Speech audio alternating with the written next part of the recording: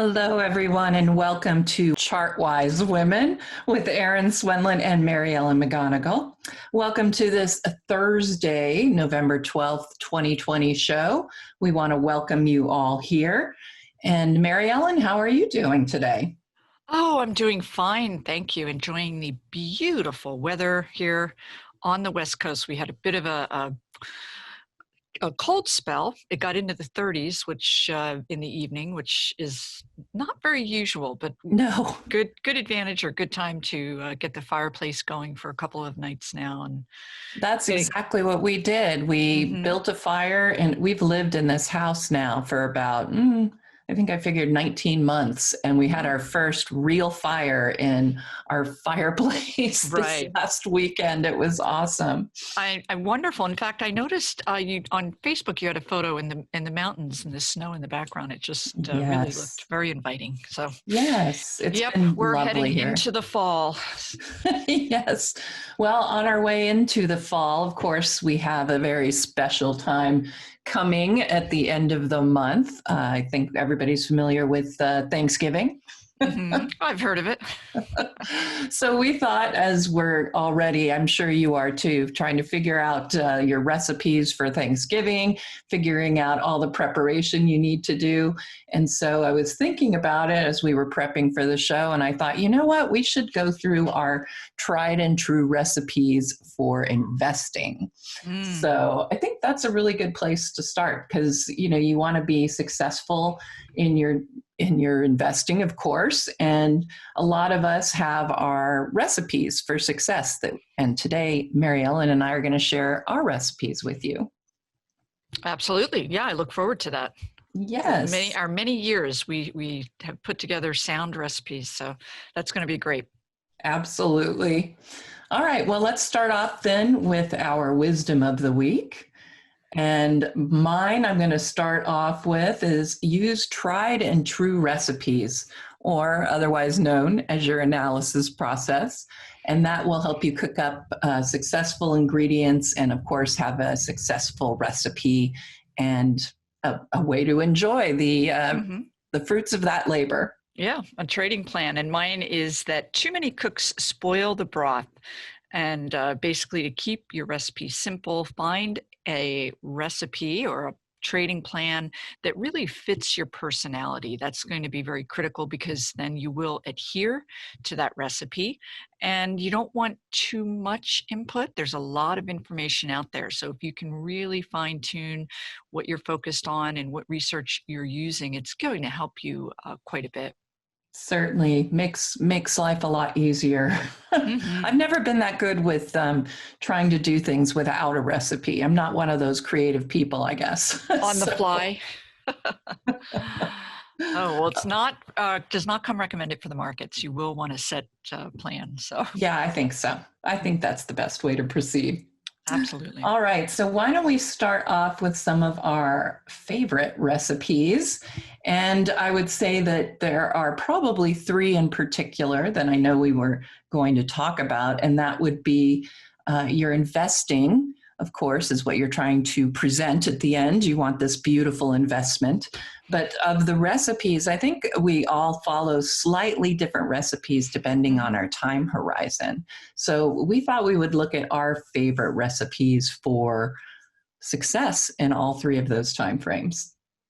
All right. So I guess will we start then with the longer term because Let's do that. from certainly the market's point of view and our view, there are three time frames, and certainly longer term is very critical component. And I will say a lot of people that I work with my MEM investment research and my MEM Edge report, they seem to have a very core long-term long-term portfolio, and then they trade around that long term. And I thought I would bring to light here famous investor Warren Buffett. You can see here his long-term track record.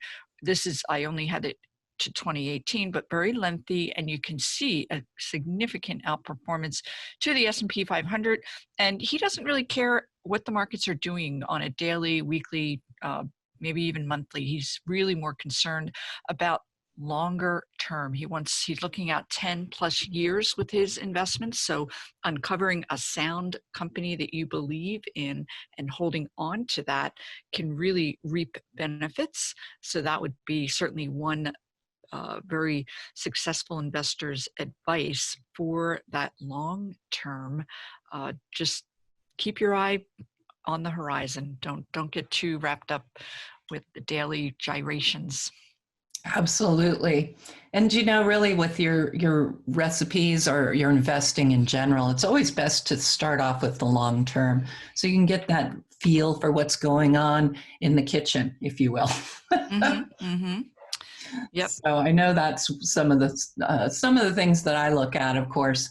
In particular, would be long-term investing. You really want to start with your monthly charts and kind of work your way down so that you have a better idea of what's going on in that longer term, and that will give you the success you want, because those charts will look different, the monthly versus a weekly versus a daily, and those indicators that maybe you use are going to look different on each of those charts. So yeah, I can pull up a chart very quickly here. Let's see where we are, because I did want to show that monthly. This is something that I talk about again with my MEM Edge report, is the concept for longer term investors. I do make that distinction. You are going to want to use a monthly chart. The monthly chart is something, for my many years working with institutional clients, was very widely used because it does have less in the way of volatility. So we're looking at a monthly chart here of Microsoft, MSFT, of course, and we can see it did have a pretty significant pullback, certainly with this move into value stocks, and it did drop on the daily chart. It looked very ominous, but on the monthly, you'll use a 6-month simple moving average. And you can see, for instance, with Microsoft, it did find support at that upward trending 6-month moving average. And it's overbought, but it can stay there for quite some time. But I agree wholeheartedly with that concept. Yes, absolutely. And you can see that MACD, the momentum indicator that you use, is showing that change. It looked like we were going to turn back down at the top there, but it has flattened out and looks like it might be ready to move back up for a long-term investment here with Microsoft. You bet. Yeah. Now, do you mind pulling up a weekly chart as we move into the intermediate term? Not at all. Let's take a look at that weekly. I use a 10-week or 50-day simple moving average. It did dip below. You're going to want to use history as your guide. This has been on my MEM Edge report. I stayed with it through this pullback because take a look on the weekly. Your RSI is still positive. We had a little bit of a trend change, but it is still the MACD, that other momentum indicator, is still up here above that net neutral 0. Excellent. All right, so let's see, where should we move into? Well, I think we were going to look at an intermediate slide that is going to provide us a little more intel. And this is going to come more from my work. Erin, you might have another example, but I worked for 15 years at William O'Neill and Company, the founder of Investors Business Daily. And as such, the IBD does put together a list of their 50. It's IBD 50, their top stocks, and it's marrying fundamentals with technicals, very much in line with certainly what I do with my investment research firm. But what I wanted to point out here, this would be a little more intermediate as far as the focus, and I'll share with you at the end the recipe to get you into these faster moving stocks. But take a look. This is the S&P 500 return from 03 to 2015, just a sampling, and we can see this significant outperformance. This is all about capturing those growth stocks that have very strong fundamentals, and you can see really how significantly you can outperform. So again, people that work with my MEM Edge report are seeking to outpace, of course, and then oftentimes we'll marry that with a longer term buy and hold core position. And this is just to really heighten their returns. Absolutely. Now, we don't actually have a slide for the short term, but I did want to say that one of the things that I think about for short term investing is really, I consider it more trading. You know, if you're in the short term, investing, you certainly are investing even if you're in the short term. However, you know, you're starting to look at trading more. You're more of a trader if you're going to be in and out of something, you know, within, you know, the month. Yeah, If you go through I about 10 different stocks.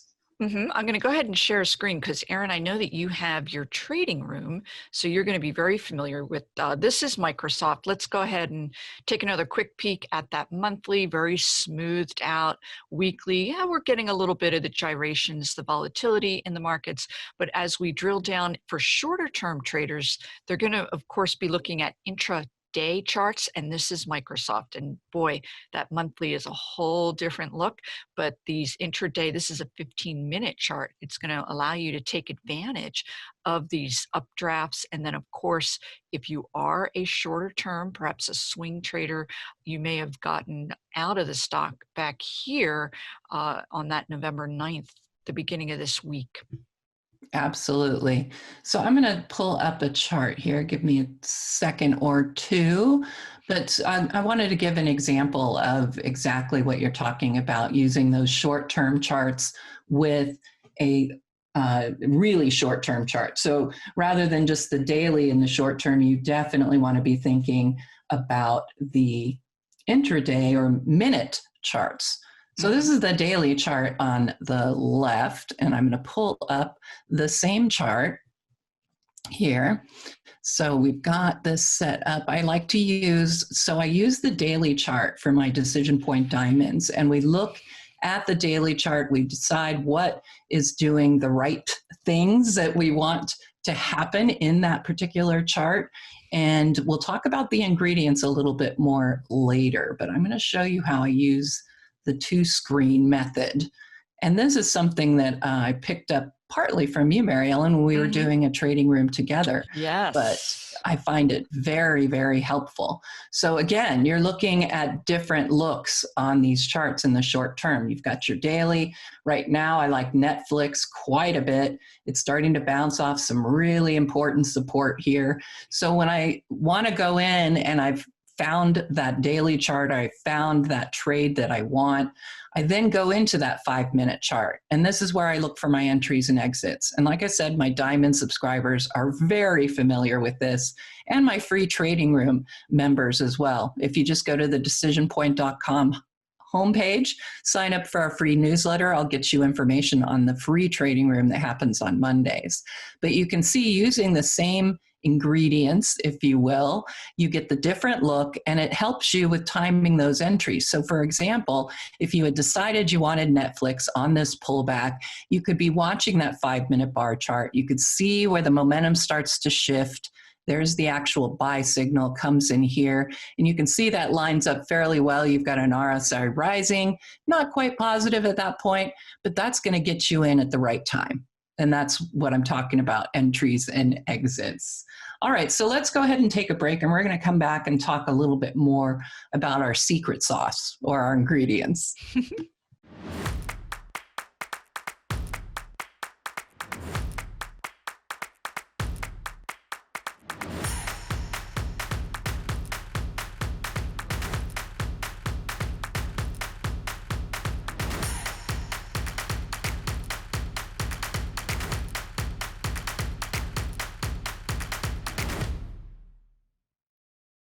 Okay, and we are back right now. We are talking about our favorite recipes for success in the various trading terms, the short, intermediate, and longer terms. And we've shown you some charts and how we analyze them in the long, intermediate, and shorter terms. But what we want to talk about now more closely are those ingredients that we like to use. And this is somewhere where we overlap quite a bit, Mary Ellen. Yep, I actually have a recipe card that I can share if you'd like. Excellent. And again, it is going to draw on my experience with William O'Neill and Company. And it's a proven system that was designed after many, many years, studying prior market cycles and the winners, those stocks that were up 100%, 1,000% over time and what were the characteristics common among those stocks prior to their huge liftoff. And so this is something that you can uncover simply by Googling this, but really this is my primary backdrop, my recipe card in helping uncover those stocks. And a lot of it has to do with quarterly earnings. That's going to be your primary driver. So earnings, sales, and then also you do want to see institutions in there buying that stock. But again, this is my primary recipe card, my backdrop. And then of course, from there, you are going to want to look at the chart. But this is certainly, again, looking for those big winning stocks, an ideal place to start. Absolutely. And I have to say, some people may be familiar with the can slim methodology, but it's an excellent backdrop, I have to agree. And one of the things I wanted to talk a little bit about on there is the L on there, Absolutely. which is leader or laggard. And one of the things that we use at StockCharts.com is the scooter or the StockCharts technical rank. And before we move on, I did want to mention that that can slim, it's not a word that I use. It is trademarked. So just putting that out there. Yes. But that is definitely where that many people are familiar with that methodology. But yeah, the leader or laggard, one of the easy ways to do that on the ingredients is your StockCharts technical rank, because that not only gives you what the internal strength of a stock is, but it also will show you what its relative strength is as well. So here are my ingredients. I use variations of this particular scan, but this is a very simple scan that I sometimes run for my diamond reports. I'm going to keep my secret sauce diamond scans to myself, but feel free to come and check out the diamond reports and you'll get more information there. But really, for me, the major ingredients come down to price trend. Where are those moving averages? Next is I like to know the close. I like to know what I'm cooking here. And personally, there are certain ingredients that are a little harder to deal with. And those low-priced stocks are one of them. So I like to keep those out of my purview because I'm not that nimble with my recipes. That's not what I want to use. And then momentum, obviously, very, very important. So this tells you whether you're seeing that price trend, but it tells you what's going on underneath. Are we seeing momentum going in the same direction as what price is doing? The other is the relative strength index. And this tells you where price is in relation to its overall price range over the past 2 weeks. And so that gives you that overbought, oversold ingredient. And then there you go with the scooter. That gives you your relative and internal strength. And I think that all three of these are very, very important. There's one that is not on this scan, but I will show you on a particular chart here. So these are the results from that scan that I just showed you. And I sorted it by the sector, but we can also sort it by the scooter rank. All right. So the scooter didn't matter so much I didn't actually run the scan that had the scooter in it. So that's why you're going to see some that are below that 75 mark that I like to use. But let's go ahead and we'll just look at this top chart and see what we got here. And I can explain the ingredients a little more closely. So the one ingredient I didn't have in my scan was volume. And you can, of course, scan on, you want total volume to be a certain amount, average volume. But on the chart, besides seeing these volume bars, I like to see what the cumulative volume looks like. And that's where we use that on balance volume. Very simple tracker for what's happening over time with volume. If it's a positive day, you just add it to this line, the volume for the day to this line. If it's a down day, you simply subtract the volume for the day. So this can tell you if we're on a rising trend here.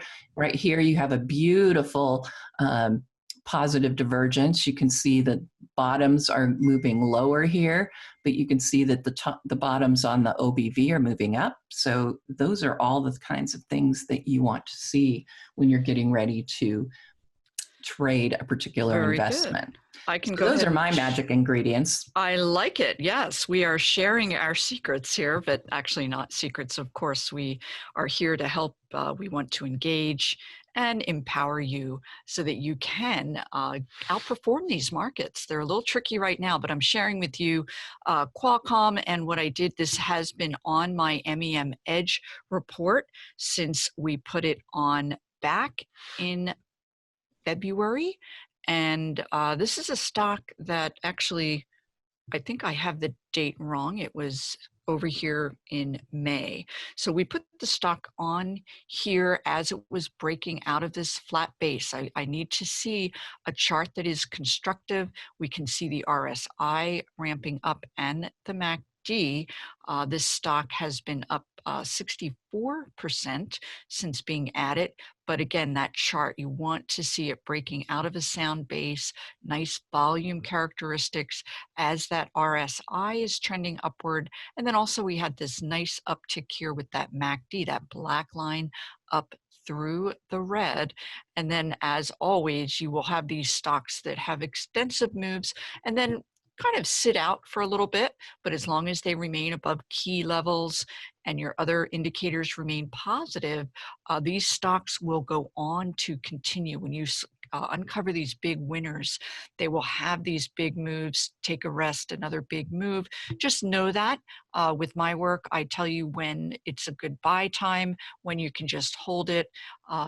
But that is just the nature of course, the markets and stocks in general, but over time you will get a number of other names on my list have triple digit returns, but they all start with that constructive chart as your entry point. Absolutely. And you can see how Mary Ellen and I do share very similar indicators here or recipes. We have slightly different differences. For example, you use the MACD as an ingredient, moving average, convergence, divergence. And I use the price momentum oscillator for my momentum, slightly different. And really, you can just quite simply modify it to your taste, to what works best for you. I'm just going to go ahead and swap out that MACD, and they do look very, very similar, this PPO versus the MACD, but I think you have a little extra nuance with yours as well, where you really drill down to that PPO. Yes, with the PMO, I'm sorry, PMO. Yes, the PPO though is also an excellent version of the MACD because it's more of a marks the percentage change in the moving averages. So you end up getting a more normalized look, as we call it mathematically. You're normalizing it. With the PMO, we sort of match both of those concepts between the MACD and the PPO. And so while we don't have the histogram with it, it's a very simple indicator. And you're looking at those crossovers and the shape where the bottoms are, whether they're declining tops and that sort of thing. So you bet. We find it very, very useful. Very good. All right, so it's time for our presentation. What does this mean? Plating. We're plating. We've given you the recipe ingredients. We'll look at just a few of the instructions and presentation. We have only a minute or two. I'm going to share the 3 time frames of my presentation for Netflix, because this one has been on my list since, last week, the end of last week. Really liking the setup. Now, there are a lot of problems, if you will, with some of these ingredients, but there are a couple of very, very positive ones. So the first would be, of course, this support level. That's what you want to see. So look at these moving averages. There's your longer 200. You've got the shorter ones back here. And we're staying above that longer term 200-day EMA. So that looks great. So that's your daily view. So that's your short-term view. Here's your weekly view. And you can see very different. So with Netflix right now, you may want to consider this less of an intermediate term trade because of the fact your momentum in the intermediate term doesn't look so great. RSI is still positive though. And then finally, presentation of the monthly chart. And there you go. This one looks very problematic, if you will. When I look at the momentum, when you get that top below the signal line, that's usually especially bearish. So you have 3 different time frames here. I would say the longer term probably looks the worst. And going to the weekly, that's probably, because you've got a few positive things going on here on this chart. But the daily, I think, looks a lot better with this positive divergence with the OBV bottoms, the volume. So you can see the price bottoms moving lower, but you can see that volume is coming in. That also tells you that this might be at a really good reversal point. Very interesting. I'll keep an eye on that one. I will say from my work, not ready for prime time. It's below those shorter term moving averages, and that higher volume is on the downside. So I think we're at an impasse. So we'll both keep our eyes on this one. Absolutely. Yeah, it looked really good back here when I was originally looking at it, because we had that moving momentum to the upside. We had just moved into positive territory. Right. But I had also noted that we probably had to come down here and test this support level, which we very are. good. Now it's bouncing. It's great. Super. All right. I think it's time. It's that time of day where we talk about unusual headlines that are occurring out there in the world. And it's called, Yeah, That Happened. And this week news takes us to a town right outside of Boston where a neighborhood turkey, a rather large one. If you look up the article, they'll show you the video.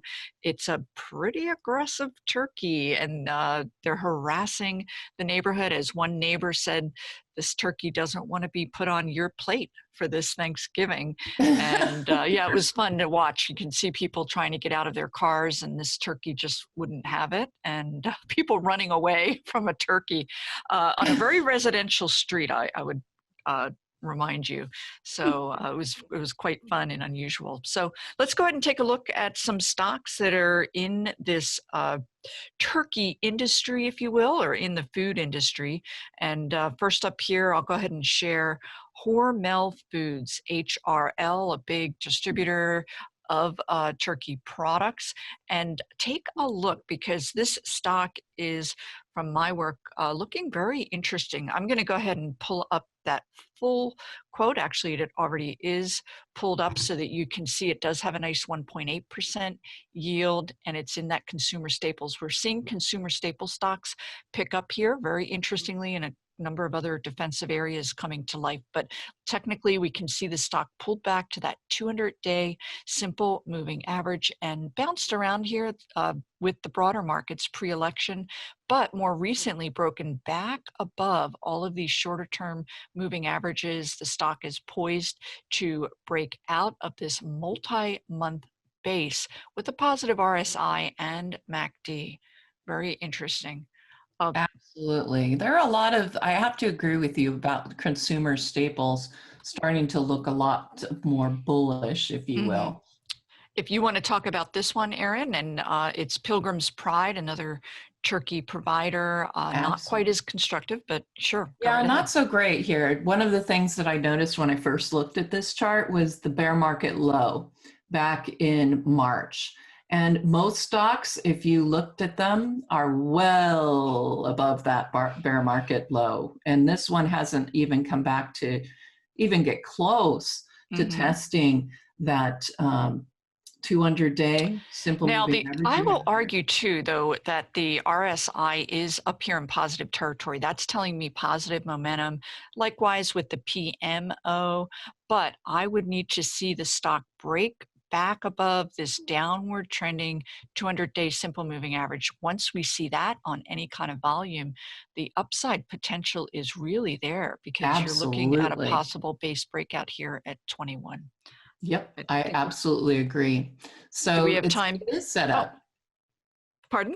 It is set up quite well. Yes, but we'll need to see that break up above. Yes, that's exactly what I was going to say. Oh my goodness. So here's one, Chef's Warehouse, CHEF, and the company did announce earnings back here, but this week's pop is all about that recovery trade, because they provide products to the restaurant industry, and For those of you that follow the market super closely, you'll know with that vaccine announcement, a lot Oh, of yes. recovery, restaurants, the thinking that we're going to reopen the economy sooner than anticipated. So here's a name that did have that break up above this downward trending 200, and it did occur on volume.